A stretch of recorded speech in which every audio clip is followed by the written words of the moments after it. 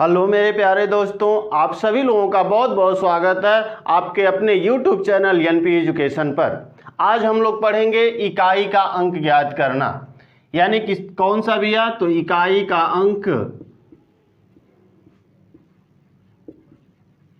अंक ज्ञात करना, जिसमें हमने पहले वीडियो में पढ़ा था। इकाई के अंक ज्ञात करने के लिए मुख्य रूप से हमें 3 प्रकार की संख्याओं को देखना होता है। पहले जब संख्याएं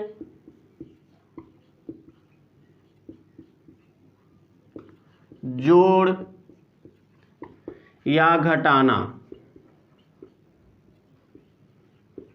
के रूप में हो, ठीक। दूसरा क्या था भैया? जब संख्याएं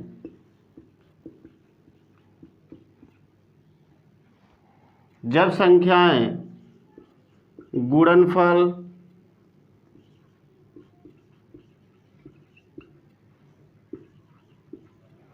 के रूप में हो।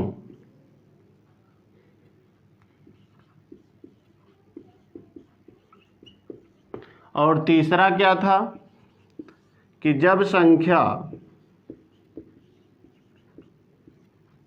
घातांक के रूप में हो ना।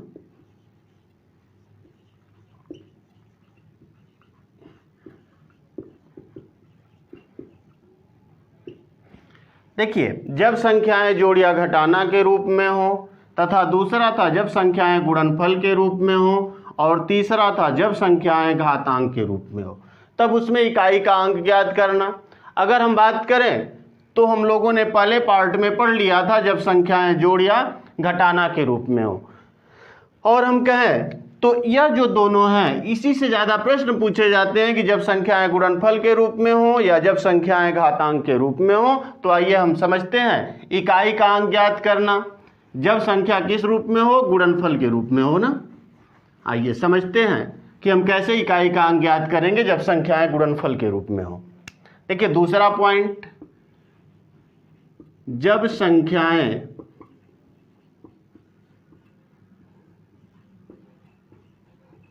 गुणनफल के रूप में हों, यानी जब संख्याएं गुणनफल के रूप में हो तो हम किस प्रकार से इकाई का अंक ज्ञात करेंगे, आइए समझते हैं। देखिए, जैसे अगर आपसे कहा जाए, बहुत आसान है इकाई का अंक ज्ञात करना, यानी हम कहें तो 1 नंबर पाना बहुत ही आसान है। समझिए यहां से, जब संख्याएं गुणनफल के रूप में हो तो हम कैसे इकाई का अंक ज्ञात करेंगे। मान लीजिए जैसे कोई संख्या है,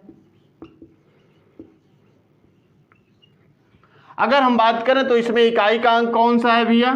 तो यही इकाई का अंक है ना, क्योंकि इधर से ही हम पढ़ते हैं इकाई, दहाई, सैकड़ा, फिर हजार, यही पढ़ते हैं ना। तो यानी इकाई का अंक कौन सा है? तो आप कहेंगे यही इकाई का अंक है, अर्थात 8 है। ठीक है। अगर मान लीजिए किसी संख्या से हम इसको गुणा कर दें, मान लीजिए हमने गुणा किया,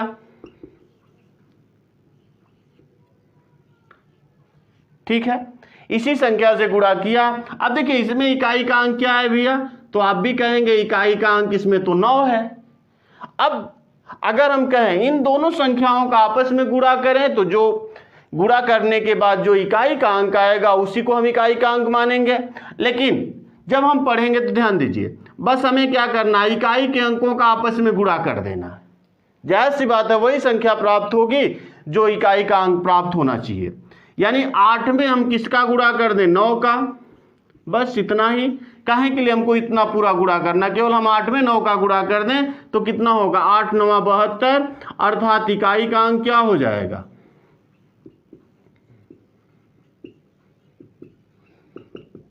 निश्चित तौर पे आप कहेंगे इकाई का अंक 2 होगा। जैसे और समझिए, मान लीजिए हमने लिया,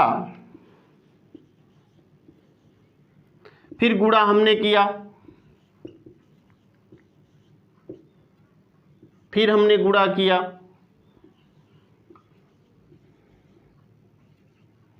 ठीक।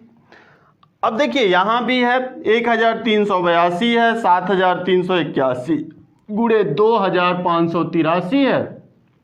अब इसमें अगर हमें गुणा करना है और पूछे कि इकाई का अंक क्या होगा, तो हमें बहुत कुछ नहीं करना, बस इकाई के अंकों का क्या कर देना, आपस में गुणा कर देना है ना। देखिए अगर हम कहें तो 2 में अगर हम 1 का गुणा कर दें, ठीक है। अब यहाँ ध्यान दीजिए तो कितना हो जाएगा 2, फिर अगर चाहे तो आप इसका गुणा कर दें, यानी कि हमें करना क्या था 2 गुणे 1 गुणे 3, कितना हो जाएगा 3 1 कम 3, 3 दूनी के 6, यानी इकाई का अंक क्या हो जाएगा, इकाई का अंक बराबर 6। वही चीज हम यहां से भी कर सकते थे, 2 गुणे 3 अर्थात 2 तिहाई कितना होगा भैया 6, अर्थात इकाई का अंक कितना आएगा 6 आएगा। तो हम ऐसे कर सकते हैं, यानी कहने का मतलब कि यदि जब संख्या गुणा के रूप में हो तो इकाई का अंक ज्ञात करने के लिए हम इकाई के अंकों का क्या कर देते हैं, आपस में गुणा कर देते हैं ना। बस इतना ही करना है, बहुत कुछ नहीं करना, बस इकाई के अंकों का आपस में गुणा कर दें, जो इकाई का अंक प्राप्त होगा वही संख्या के इकाई का अंक होगा। अब यहां समझिए अगला पॉइंट, मान लीजिए हमने कहा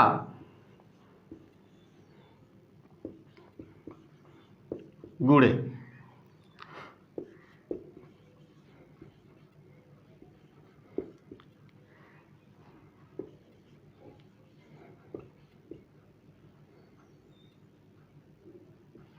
चलिए इतना ही है। अब पूछेगा इसमें कि इकाई का अंक बताइए कितना होगा। देखिए अगर हम सही यहां पे करें तो हम क्या करेंगे, 5 गुणे 4 कर सकते हैं, सही होगा, अर्थात 20। इकाई का अंक कितना हो गया भैया 0 हो गया यहाँ। अब 0 में आप 1 का गुणा करिएगा तो 0 गुणे 1 बराबर तो आएगा 0, अर्थात आप कह सकते हैं इकाई का अंक कितना हो गया, तो आप कहेंगे 0 हो गया, सही है। यानी कि कहने का मतलब क्या है भैया, यहां समझिए, अगर किसी भी संख्या के इकाई का अंक 5 हो, किसी भी संख्या के इकाई का अंक 5 हो और किसी दूसरी संख्या यानी जिससे हम गुणा कर रहे हैं, अगर किसी दूसरी संख्या का इकाई का अंक कोई सम संख्या होती है तो हमेशा इकाई का अंक 0 होगा, समझ रहे हैं ना। किसी भी संख्या के इकाई का अंक यदि 5 है और कोई दूसरी जो संख्या जिससे हम गुणा कर रहे हैं उसमें अगर इकाई का अंक सम है, यानी 0 2 4 6 8 है, तो निश्चित तौर पे आप कह सकते हैं कि हमेशा इकाई का अंक बिना गुणा किए आप बता सकते हैं कि 0 होगा। जैसे एक अंक और समझिए यहां से, अगर हमने कहा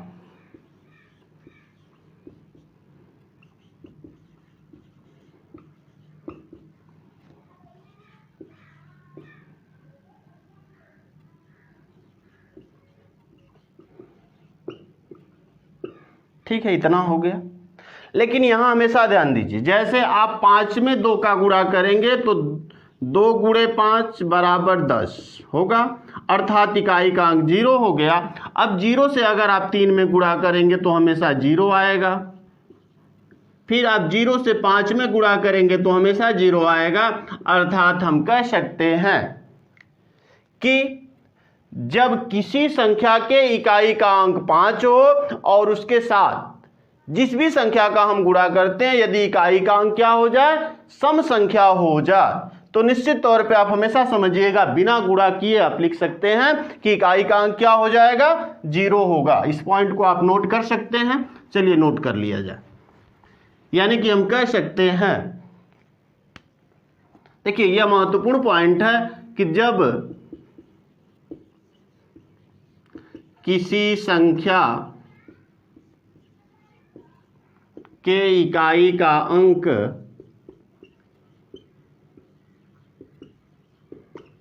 5 हो तथा दूसरी संख्या के इकाई का अंक, दूसरी संख्या यानी जिससे हम गुणा कर रहे हैं ना, जिससे गुणा किया जा रहा है,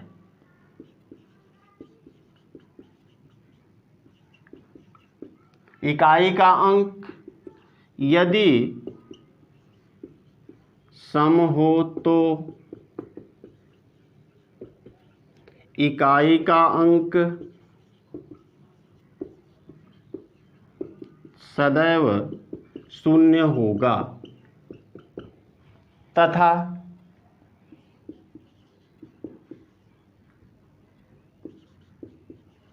यदि इकाई का अंक विषम हो तो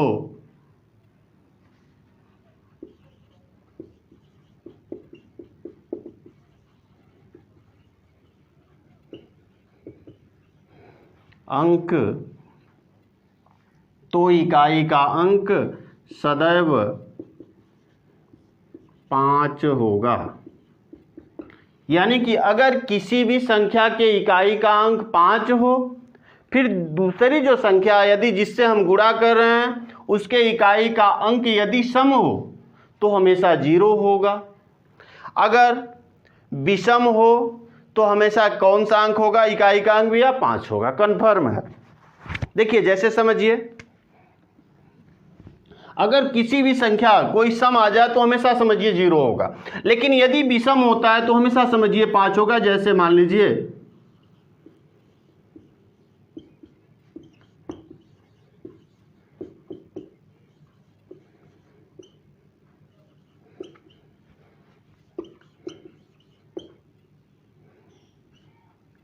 चलिए, अगर पूछे कि इसके गुणनफल में इकाई का अंक क्या होगा तो आपको बिना कुछ सोचे समझे, देखिए 5 है, फिर इसके बाद क्या है? विषम अंक है ना, तो निश्चित तौर पे हमेशा आप कह सकते हैं इकाई का अंक क्या हो जाएगा?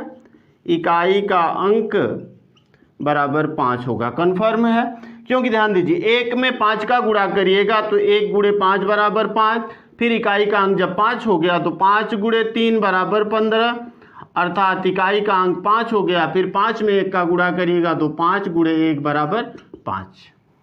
यानी जब किसी संख्या के इकाई का अंक 5 हो तथा दूसरी संख्या के इकाई का अंक यदि सम हो तो उस गुणा करने पर हमेशा या सदैव 0 ही इकाई का अंक प्राप्त होगा, तथा यदि इकाई का अंक विषम हो तो इकाई का अंक सदैव क्या होगा? 5 होगा ना। अगर कहीं भी जब संख्या गुणनफल के रूप में हो तो निश्चित तौर पे आप कह सकते हैं कि अगर कहीं 5 दिखाई दे दे तो आप तुरंत समझिएगा या तो 5 होगा या तो 0 होगा ना। गुणनफल वाले में हमेशा ध्यान रखिएगा, यदि किसी भी संख्या के इकाई का अंक कितना दिखाई दे दे? इकाई का अंक यदि 5 दिखाई दे दे, सही है, इकाई का अंक क्या दिखाई दे भैया? 5। ठीक, तो अब ध्यान दीजिएगा जितनी भी संख्याएं दी गई हैं, अब उसमें से देखिए कोई संख्या सम है क्या? कोई एक संख्या भी सम है तो निश्चित तौर पे इकाई का अंक कितना हो जाएगा? 0 हो जाएगा ना। अगर कोई संख्या सम नहीं है, सभी संख्याएं विषम हैं, तो इकाई का अंक क्या हो जाएगा भैया? इकाई का अंक 5 हो जाएगा। सही है। यानी कि अगर संख्याएं इवेन है तो हमेशा ध्यान रखिएगा 0 होगा, अगर ओड है तो हमेशा क्या होगा? 5 होगा। तो इस पॉइंट को आप नोट कर सकते हैं कि गुणनफल वाले प्रश्न में यदि किसी संख्या के इकाई का अंक कितना हो? 5 हो, तो हमेशा ध्यान दीजिएगा दूसरे जो अंक हैं, अगर कोई एक संख्या, सभी विषम हो चलेगा, लेकिन यदि कोई एक संख्या सम है तो हमेशा इकाई का अंक 0 होगा। ये कन्फर्म है। यदि सभी विषम हैं, कोई संख्या इकाई का अंक उसके अतिरिक्त कोई सम नहीं है, तो हमेशा ध्यान में रखिएगा 5 होगा। सही है। और दूसरा पॉइंट, एक पॉइंट और नोट कर सकते हैं, यदि किसी भी संख्या के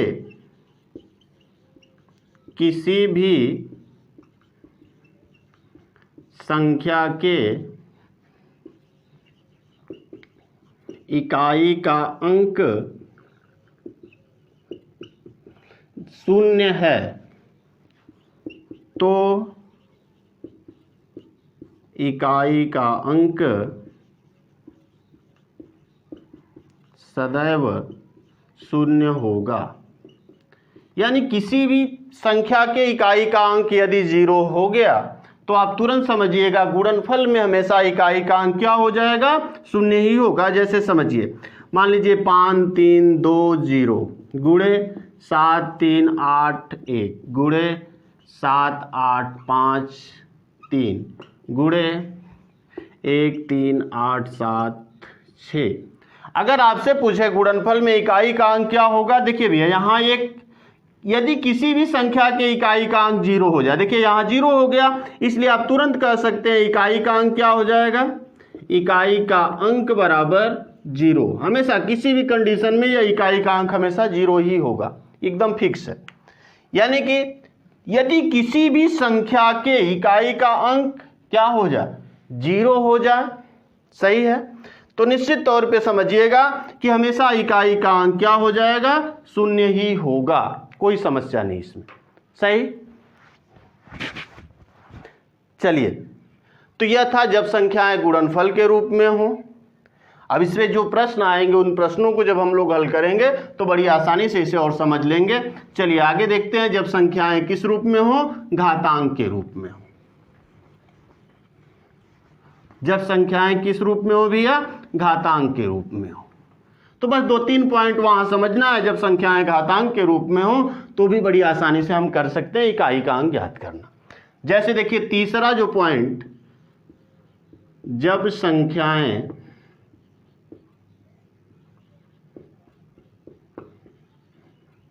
घातांक के रूप में हों।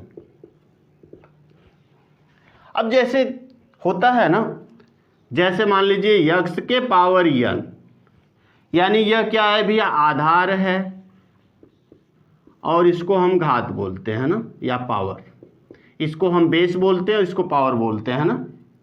देखिए यह घात है यानी पावर है, और यह आधार अर्थात क्या है, बेस है, सही है। जब संख्या आधार और घात के रूप में हो तो इकाई का अंक ज्ञात करने के लिए 2-3 पॉइंट हमें समझना बहुत जरूरी होता है। चलिए समझते हैं क्या क्या जानना जरूरी है। जब संख्याएं आधार और घात के रूप में हो तो इकाई का अंक ज्ञात करने के लिए हमें क्या करना होता है। देखिए इसमें अगर आप कहिएगा यह आधार है ना, तो जायज सी बात है आधार के इकाई का अंक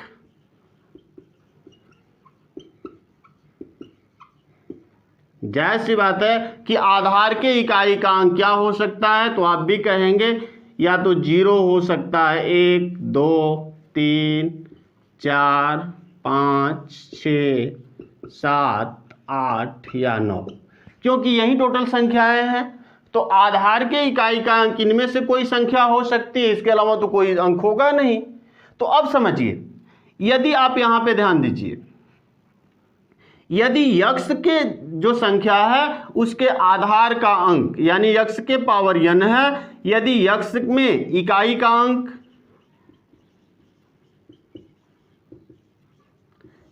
यानी इकाई का अंक क्या हो जाए भैया, तो 0 1 5 और 6। देखिए इसमें 3 पॉइंट हमें पढ़ना होता है, समझिए। जैसे पहला पॉइंट कि जब आधार का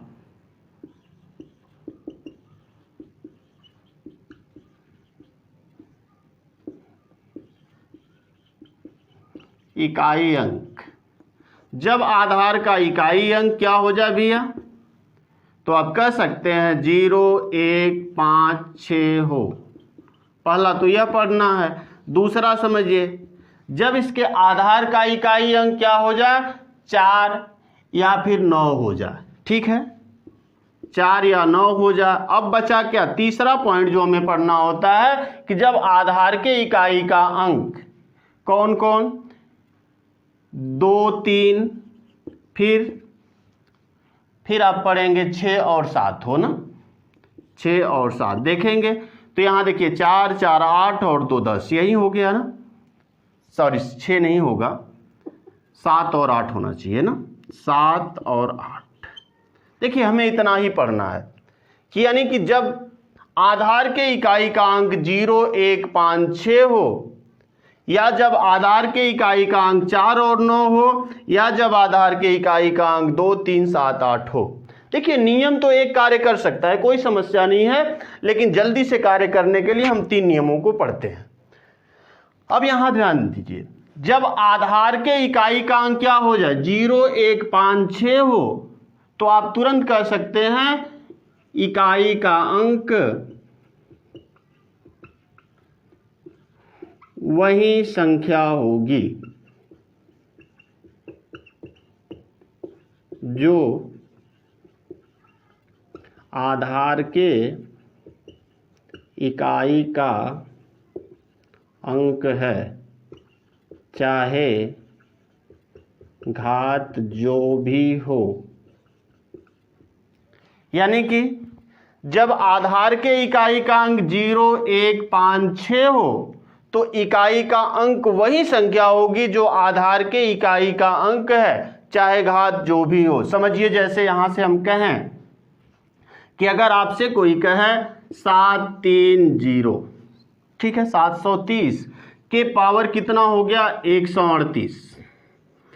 अगर आपसे कोई पूछे कि इसको जब हम हल करेंगे तो इकाई का अंक क्या आएगा, तो आप तुरंत कह देंगे इकाई का अंक क्या होगा 0 होगा। सही है। अगर मान लीजिए जैसे आपसे कोई कहे 841 के पावर 430, अगर आपसे कोई कहे इकाई का अंक क्या होगा भैया, तो इकाई का अंक 1 होगा। वैसे ही यदि 5 भी हो इकाई का अंक, तो जायज सी बात है हमेशा इकाई का अंक वही होगा, 5 ही होगा। जैसे मान लीजिए आ जा 735 के पावर कितना 400, मान लीजिए 40 ही पावर है। अगर आपसे कोई कहे इकाई का अंक, तो कंफर्म है इकाई का अंक कितना होगा 5 होगा। फिर अगर कोई कहे 956 ही मान लीजिए है, अगर इकाई का अंक आपसे कोई पूछता है, मान लीजिए यहाँ 738 ही पावर में लगा है, यानी पावर का कोई मतलब नहीं है। अगर आपसे कोई पूछता है इकाई का अंक, तो आप कितना बताएंगे 6 ही बताएंगे, क्योंकि जब आधार के इकाई का अंक 0, 1, 5 या 6 इसमें से कोई भी संख्या हो तो कोई परिवर्तन नहीं होता, नो चेंज। यानी इस पे कोई उसके पावर का कोई प्रभाव नहीं पड़ता, जो पावर होता है सेम वही संख्या होती है। सही है। चलिए आगे देखते हैं। अब कहेंगे मान लीजिए 0, 1, 5, 6 न होकर कोई दूसरी संख्या हो इकाई का अंक, तब क्या होगा। देखिए अगर 0, 1, 5, 6 यानी 0, 156 हो, तो जायज सी बात है इकाई का अंक वही संख्या होगी जो आधार के इकाई का अंक है, चाहे घात जो भी हो, मतलब घात का कोई प्रभाव नहीं पड़ेगा। यह पहला पॉइंट। दूसरा पॉइंट समझिए, अगर हम दूसरे पॉइंट की बात करें कि मान लीजिए जब कहिएगा कि x के पावर n है, यानी जो आधार है आधार के इकाई का अंक क्या हो जाए भैया, आधार के इकाई का अंक कितना हो जाए, या तो 4 हो या तो 9 हो। अब 4 या 9 हो तब क्या होगा, तो एक चीज हमेशा ध्यान दीजिएगा, यदि 4 या 9 हो तो अब यहां देखते हैं पावर को। यदि आप लिख सकते हैं कि यदि आधार के इकाई का अंक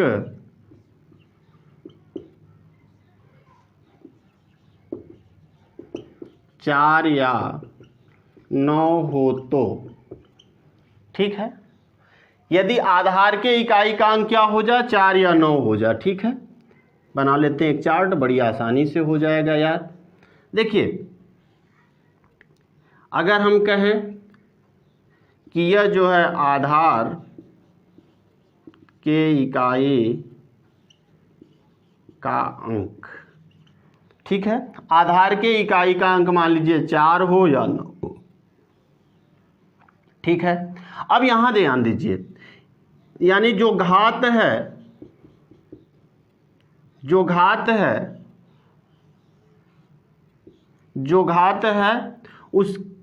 उसका जो पावर है या तो सम होगा, सही है, मान लीजिए या तो विषम होगा या तो सम होगा ना, कन्फर्म है, या तो विषम होगा या तो सम होगा।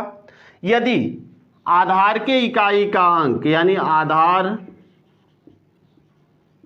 के इकाई का अंक मान लीजिए 4 है या 9 है, तो जब विषम की जो घात है यानी जो पावर लगा यदि विषम होगी या सम होगी, तो हमेशा ध्यान दीजिए जब विषम होगी तो हमेशा उत्तर 4 आएगा, या जब विषम होगी तो हमेशा उत्तर 9 आएगा, सही है। यदि अगर आधार के इकाई का अंक कितना है 4 है, सही है, आधार के इकाई का अंक यदि 4 है तो जब घात देखेंगे, घात यदि विषम है तो हमेशा इकाई का अंक कितना आएगा 4 होगा, यानी इकाई का अंक या इकाई का अंक। यदि घात सम है तो हमेशा इकाई का अंक 6 आएगा और यहाँ 1 आएगा, सही है। जैसे समझिए अगर आपसे पूछे कोई 7 3 4 734 के पावर मान लीजिए 99 हो गया, सही है। अगर आपसे कह रहा है कोई 734 के पावर 99, अब कोई पूछा इकाई का अंक कितना होगा, तो आप तुरंत बता सकते हैं क्योंकि पावर क्या है भैया, विषम है ना। जब पावर विषम है तो इकाई का अंक कितना हो जाएगा 4 हो जाएगा ना। यदि आपसे कोई कहे 734 के पावर कितना 100 हो गया, अब आपसे कोई पूछा इकाई का अंक कितना होगा,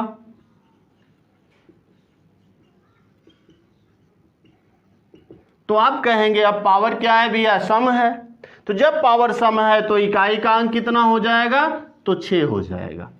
उसी तरह से देखिए यहां 9 के लिए भी है, मान लीजिए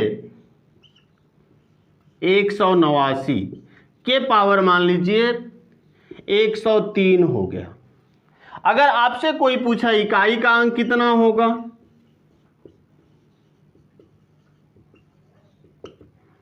अगर कोई आपसे पूछा इकाई का अंक कितना होगा तो आप तुरंत कह देंगे इकाई का अंक, चूंकि यह देखिए पावर क्या है विषम है तो इसलिए इकाई का अंक 9 हो जाएगा ना। यदि मान लीजिए कोई कहता है कि नहीं ठीक है 189 के पावर 204 हो गया, अगर आपसे कोई पूछा इकाई का अंक तो कितना हो जाएगा। अब अगर इकाई के अंक की बात आएगी तो हमेशा ध्यान में रखिएगा इकाई का अंक 9 आएगा, यानी जब पावर विषम हो तो 9 आएगा, जब पावर सम हो तो 1 आएगा। और 6 के लिए जब पावर विषम हो तो 4 आएगा और जब पावर सम हो तो कितना आएगा भैया 6 आएगा ना, कंफर्म है। चलिए आगे देखते हैं। जैसे देखिए इसे याद भी बहुत आसानी से रखा जा सकता है, अभी लग रहा होगा कि नहीं कठिन है, तो आप समझिए इस चीज को कितनी आसानी से हम याद रख सकते हैं। चलिए थोड़ी सी बात कर लेते हैं इस पे कि हम इसे कितनी आसानी से याद रख सकते हैं, कभी भूल नहीं सकते इसे। देखिए जैसे अगर हम कहें कि मान लीजिए 4 के पावर 1 बराबर कितना 4, 4 के पावर 2 बराबर कितना, तो आप कहेंगे 4 चौक को 16 यानी इकाई का अंक 6 हो गया। फिर 4 के पावर 3 का मतलब 4 चौक को 16 चौक को 64 इकाई का अंक 4 हो गया ना। यानी देखिए जब पावर क्या था विषम था तो हमेशा 4 आया, जब पावर सम था तो हमेशा कितना आया 6 आया। वैसे ही 9 का समझिए, 9 के पावर 1 का मतलब 9 होता है, 9 के पावर 2 का मतलब 81 होता है, यानी इकाई का अंक कितना हो गया 1 हो गया। फिर 9 के पावर 3 यानी 81 नवा कितना होगा 9 1 कम 9 8 9 72 729 हो जाएगा, यानी इकाई का अंक कितना हो गया भैया 9 हो गया ना। तो हम कह सकते हैं कि जब पावर विषम हो तो हमेशा 4 आएगा और पावर जब विषम हो तो हमेशा 9 आएगा, सही। 4 और 9 के लिए जब इकाई का अंक होता, जब पावर सम होगा तो 4 के लिए 6 आएगा और 9 के लिए कितना आएगा 8 आएगा ना। चलिए एक और पॉइंट पढ़ लेते हैं यह महत्वपूर्ण पॉइंट है, इससे के बाद जो हम लोग प्रश्नों को करेंगे तो बड़ी आसानी से कर सकते हैं। अब समझिए यहाँ कि अब कहेंगे कि जब आधार के इकाई का अंक, जब आधार के इकाई का अंक कितना हो जाए भैया, 2, 3, 7 और 8 हो। अब तो यह भी आएगा कि या तो 2 हो जाए, 3 हो जाए, 7 या 8 हो जाए, तब क्या करना है। तो हमेशा ध्यान दीजिएगा, जब आधार के इकाई का अंक 2, 3, 7 या 8 हो, यानी कि 2 हो या 3 हो या 7 हो या 8 हो, यदि इकाई का अंक इसमें से कोई संख्या है तो आपको कुछ नहीं करना। जैसे x के पावर मान लीजिए n है, अब आधार के इकाई का अंक कितना हो गया, 2, 3, 7 या 8 हो गया, तो आपको क्या करना है, n बाई 4 कर देना है। सही है, यानी कि n में जब 4 की भाग करेंगे तो जो रिमाइंडर बचेगा यानी शेषफल बचेगा। अब शेषफल क्या बच सकता है भैया, या तो 1 बचेगा, या तो 2 बचेगा, या तो 3 बचेगा, या तो 0 बचेगा ना, इतना ही तो रिमाइंडर बचेगा। मान लीजिए n बाई 4 करेंगे तो रिमाइंडर या तो 1 बच सकता है, या तो रिमाइंडर जो है 2 बच सकता है ना, यानी n बाई 4 आपने किया, n बाई जब 4 किया तो जो रिमाइंडर बचेगा या तो 3, n बाई जब आपने 4 किया तो जो रिमाइंडर बचेगा वह कितना बचेगा, या तो 0 बचेगा, यही रिमाइंडर बच सकता है। ठीक है, तो जितना शेषफल बचेगा वही उसकी घात बन जाएगी ना, यानी n बाई 4 करने में जो शेषफल बचेगा वही आधार के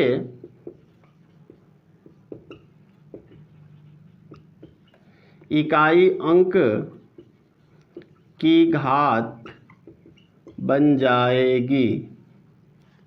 अब यहाँ पे ध्यान दीजिए, अगर रिमाइंडर 0, देखिए 1 बचेगा तो 1 ही रखना है, 2 बचेगा तो 2 ही रखना है, 3 बचेगा 3 रखना है, लेकिन जब 0 बचेगा तो हमें क्या बना देना है, 4 बना देना है। सही है, अगर मान लीजिए रिमाइंडर 0 बचता है तो हमें बस पावर 4 बना देना है। सही है, वहीं आधार के इकाई अंक की घात बन जाएगी।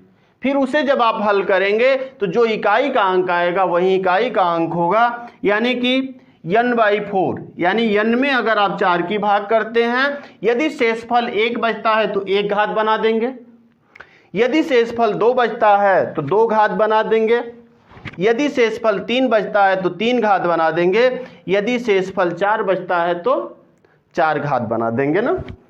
जैसे समझिए, आइए कुछ उदाहरणों से इसे समझ लेते हैं, आसान हो जाएगा। चलिए देखिए, उदाहरण से हम लोग समझने का प्रयत्न करते हैं। मान लीजिए जैसे है 732 के पावर 100, अगर पूछे इसको हल करने पर इकाई का अंक क्या आएगा। देखिए, अगर हम 100 में 404 की भाग करें तो रिमाइंडर कितना बचेगा भैया, 0 ना। तो बस कुछ नहीं करना, 2 को उठाइए, रिमाइंडर 0 बचा तो हमको क्या बैठा देना, 4, इसके पावर में 4 बैठा देना है ना। ध्यान दीजिए, अब 2 गुणे 2 गुणे 2 गुणे 2 कितना हो जाएगा, 2 दूनी 4 दूनी 8 दूनी 16, अर्थात इकाई का अंक कितना आ गया, 6। सही। अब जैसे मान लीजिए है 833 के पावर मान लीजिए दे दिया जा 705। ठीक है, अब देखिए 4 से भाग देने के लिए पढ़े हैं कि 2 ही भी अंक में 4 से भाग करेंगे तो अलग रिमाइंडर कितना बच जाएगा भैया, तो 1 बच जाएगा। सही है, जब 1 बचेगा तो आपको 3 के पावर में उठा के 1 रख देना है, अर्थात इकाई का अंक कितना हो गया, इकाई का अंक बराबर 3 हो जाएगा। सही है, मान लीजिए जैसे 977 ही हमने ले लिया, अब इसके पावर मान लीजिए आपसे हो जाए 734। ठीक है, इसमें आप भाग करिए 4 से, 8 चौक को 32, यानी रिमाइंडर कितना बचा भैया, 2 बच गया। अब करना क्या, इसे उठाइए। देखिए अब कर देंगे 7 के पावर 2, यानी यह नई पावर बन गई ना, 7 के पावर 2, अर्थात आप कर सकते हैं 7 × 7 बराबर 49, अर्थात इकाई का अंक बराबर कितना हो गया भैया, 9। सही है ना, इकाई का अंक हम कह सकते हैं कि 9 हो गया। सही, हम ऐसे कर सकते हैं। मान लीजिए और कोई प्रश्न ले लिया जाए, मान लीजिए 738 के पावर मान लीजिए 935 ही हमने कर लिया। अब देखिए इसी में भाग करना है 4 से, ठीक है। 8 चौक को 32 और 3 35, यानी रिमाइंडर कितना बचा भैया, 3, अर्थात 8 के पावर 3 कर देंगे आप ना, तो 8 × 8 × 8, 8 वाटे 64, 4 वाटे 32, अर्थात आप कह सकते हैं इकाई का अंक कितना हो गया, 2, अर्थात इकाई का अंक 2 हो जाएगा। बस यही ध्यान देना है कि जब रिमाइंडर 0 बचेगा तो हमेशा 4 बैठा देना। यदि रिमाइंडर 1 बचता है तो 1 ही बैठाना है, यदि रिमाइंडर 2 बचता है तो 2 ही बैठाना है, यदि रिमाइंडर 3 बचता है तो उसका नया जो घात बनेगी वह 3 ही बनेगी ना। जैसे ध्यान दीजिए 8 के पावर 3, 8 × 8 × 8, 8 वाटे 64, 4 वाटे 32, यानी इकाई का अंक कितना हो गया, 2 हो जाएगा ना। चलिए आज के लिए इतना ही, फिर अगले पार्ट में हम लोग कुछ वीडियो को लेके आएंगे, इस पर जो आधारित प्रश्न आज तक एग्जामों में पूछे गए हैं उन प्रश्नों को हल करेंगे। तब तक के लिए धन्यवाद।